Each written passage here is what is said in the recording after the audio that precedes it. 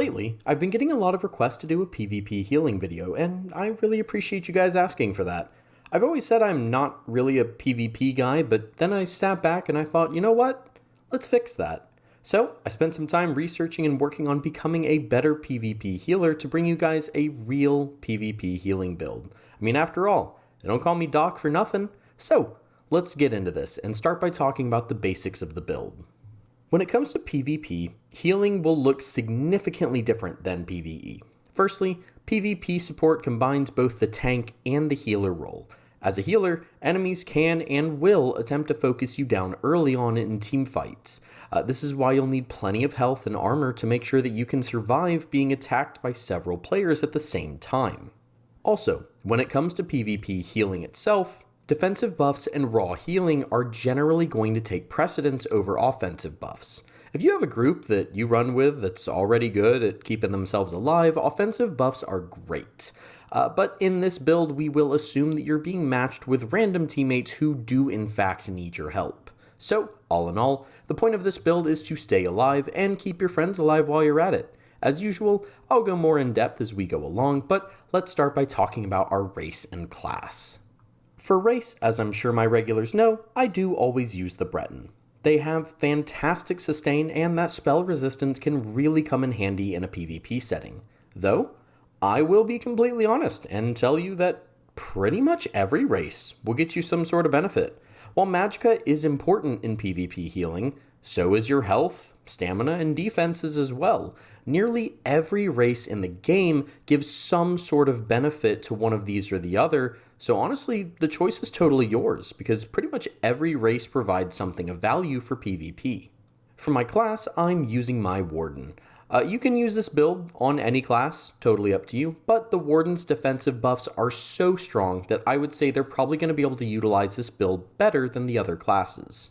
For our attributes, you'll be putting all 64 points into your health, actually. While losing out on that max magicka may hurt your healing output, a dead healer isn't healing anyone, so a high health pool will keep you on your feet. For our Mundus, I like to use the Ritual for a higher healing output. If you find that you're having a hard time sustaining yourself, you can always use the Atronach for magicka recovery or the Serpent for stamina recovery. For our food, I use the Bewitch Sugar Skulls. It increases our max health, magicka, and stamina, as well as increasing our health recovery. Having those extra resources can really be the difference between life or death, and that health recovery is nothing to scoff at either. It's pretty cheap and easy to acquire via guild traders, but it can be a little bit pricey to make, so just bear that in mind if you're recreating this build. For potions, I like to use Tri-Restoration potions. Getting a big boost to all your resources with the single push of a button is very nice. These can be a little expensive to purchase or craft, so like with our food, just keep that in mind if you're going to be using these quite a bit. Now ordinarily, this is where I'd go in depth about the various champion points you should have slotted. The thing about PvP though is that a lot of PvP instances like Battlegrounds and no proc settings will have champion points disabled. Since this build is geared a bit more for Battlegrounds than anything else, I don't really have a whole lot to say about champion points. If you're someone taking this build into a standard Cyrodiil or Imperial City campaign, I'd recommend just taking some sort of combination of CPs that will increase either your healing output or your defenses. Here's a picture of just how I have mine set up, but also keep in mind that this is basically just copied over from my PvE build, so I imagine you can probably optimize this a bit more. For a very well-rounded build, you'll want your blue CP tree focused on healing and your red CP tree focused on defenses. I typically play solo queue Battlegrounds, but if you run with a group fairly often, you'll be able to tell pretty quickly what your team needs or what they don't need or what you need or what you don't need. So if you have any specific questions about champion points, feel free to ask and I can give you a more individualized response. But for now, that's enough about champion points. Let's move on to skills. Like I always mention, this build will assume you're on a Warden. If you're not using this build on a Warden, just make sure to swap out your class skills with something else. So, on your front bar restoration staff, you will have Echoing Vigor. This is a great, long-lasting heal over time that can be found in the Assault skill line. I will say though, while the healing itself is definitely worth bringing this, I would be careful about spamming it, as it does cost stamina and will need stamina for things like blocking and dodging. If you feel like you're having a hard time managing your stamina because of this skill, feel free to trade it out. Next is Combat Prayer. This is a great group spammable heal found in the Restoration staff line that also gives a small damage and defensive buff.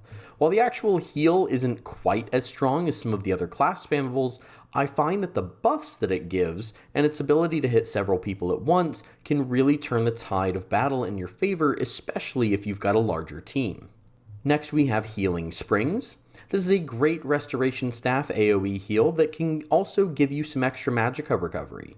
While I normally say that the Illustrious Healing Morph is also totally viable here, I do feel like Springs is a little bit stronger in PvP because I very rarely see a fight in the same spot that could last the entire duration of Illustrious Healing.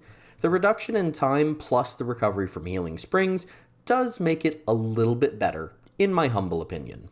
Next is Overflowing Altar.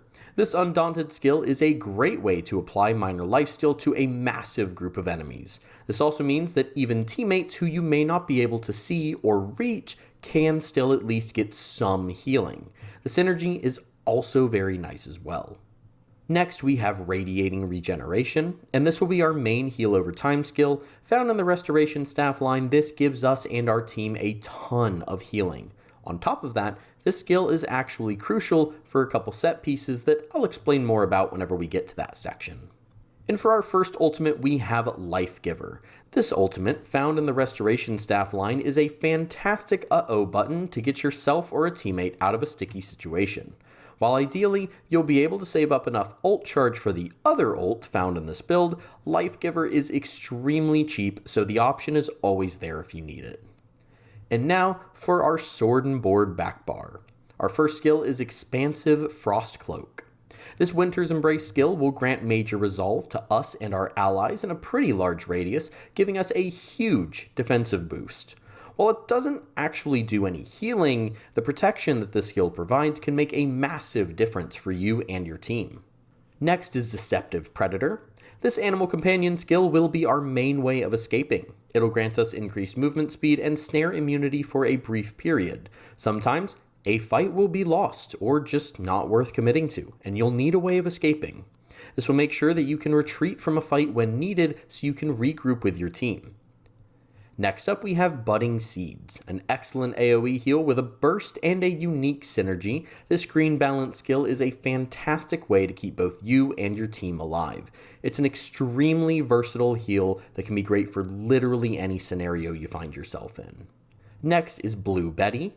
And this adorable little animal companion skill may not seem like much on the surface, but there are so many great things about this skill, honestly. It gives you a boost to your magicka recovery, it gives you major brutality and sorcery, it cleanses negative effects, and if there's no negative effects to cleanse, you get even more weapon and spell damage. This means that this skill gives you a cleanse, an increase to your healing, and a magicka recovery boost all in a single skill. Seriously guys, I cannot recommend this thing enough. Next is Polar Wind, and this Winter's Embrace skill is another uh-oh button, but it's actually meant more for us than for anyone else. Yes, the extra little heal it gives to an ally is certainly nice, but this is a great selfish survival tool to use whenever you're stuck in a bad situation, as it gives you both a burst heal and a heal over time in a single skill. And finally, we have Healing Thicket. Our other ultimate found in the green balance skill line is another example of a great burst heal plus a heal over time in one skill. While the radius isn't huge, it's super obvious when this thing is on the ground, and I find that teammates do a pretty good job of flocking over to it, and if for whatever reason you get knocked out of the ring, you'll still get some heal over time ticks for a while after you leave it, making this a great thing to drop on choke points for your buddies. Finally, we will talk about our sets, traits, and enchantments. I'm going to do this a little bit differently than I normally do in my other build videos because there's a lot of mixing and matching going on in this one. So I'm going to first start by talking about the sets we'll be utilizing, and then I'll just kind of show you an overview of my build to show you how it looks in practice. So, what sets will we be using? Well, we're going to start by talking about our monster set, Ozazen the Inferno. Found in the Scrivener's Hall dungeon, this is a fantastic defensive set. Overhealing you or a teammate will grant an increase to armor, and healing yourself or a teammate will grant minor vitality, which will increase the amount of healing taken by that target. I absolutely love this set for both PvE and PvP. And while there may be better monster sets for certain builds and scenarios, Ozazen is a very reliable set that's good on pretty much any build for any PvP setting. For our first 5-piece set, we've got Mark of the Pariah. This can be found in the Hrothgar Overland, making it very easy to farm, and it'll act as our selfish protection set that offers us a lot of self-sustain. It's a dynamic heavy armor that can add up to around 10,000 armor based on your missing health. While an extra 10k armor may seem like a bit overkill, you also gotta remember the amount of debuffs you're gonna be hit with. Having that extra armor has saved my life many times. For our other 5-piece set, we've got the Robes of Transmutation. You can purchase this set in Cyrodiil using alliance points, or you can buy it from guild traders.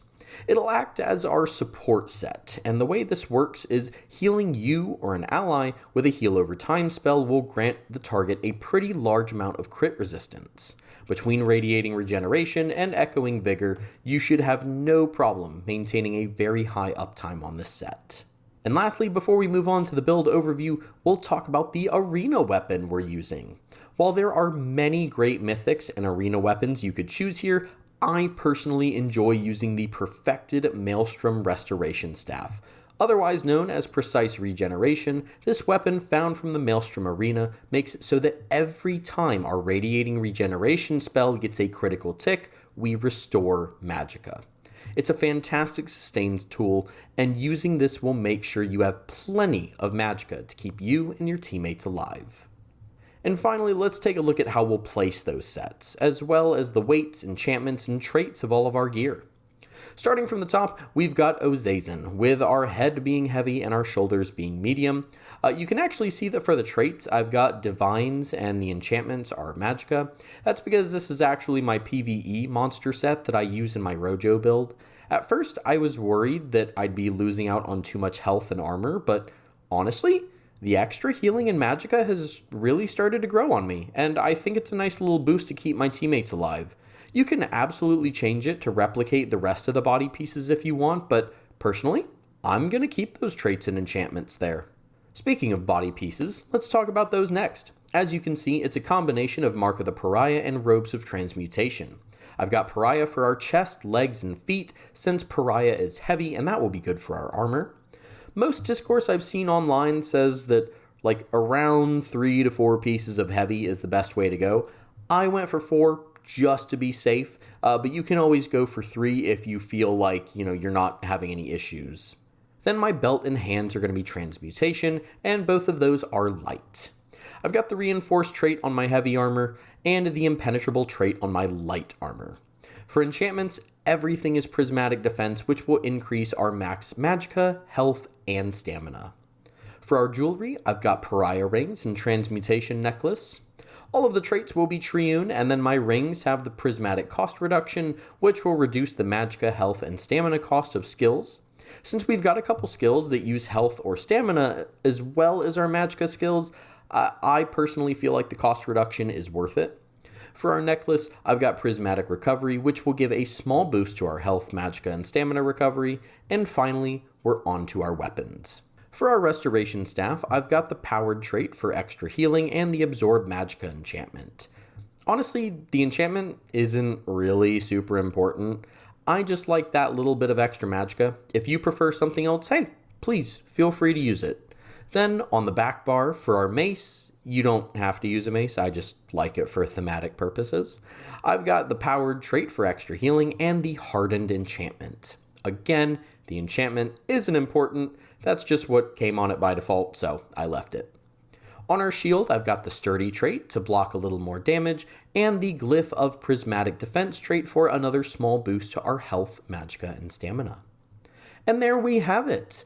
When it's all said and done, if you copied my build exactly, your stats and gameplay should look relatively similar to this. Now, like I always mention, I do not have the final word on PvP healing. There are definitely ways I think you could probably optimize this build more, and I welcome you to do so. I just figured I would share this as I think it's a pretty solid build for your average PvP healer, and I'm working on becoming better when it comes to PvP so that I can maybe put out more guides for you guys. So, as always, I hope you enjoyed and found the video useful. Let me know what you think of the build and if you maybe plan on doing anything differently with your version of the build. Don't forget to subscribe and check out my link tree in the description so you can follow me on stuff and join my Discord server. As usual, I also want to thank my Patreon members Dylan Stewart and Sharni Lee, as well as my YouTube member Austin Anderson. Thank you guys for your continued support, and it truly does mean the world. Finally, I think all I've got left to say is that I've been Doc. Take care of yourselves, be good to others, make sure to tune in on April 10th for ESO Direct, and I will catch y'all in the next one.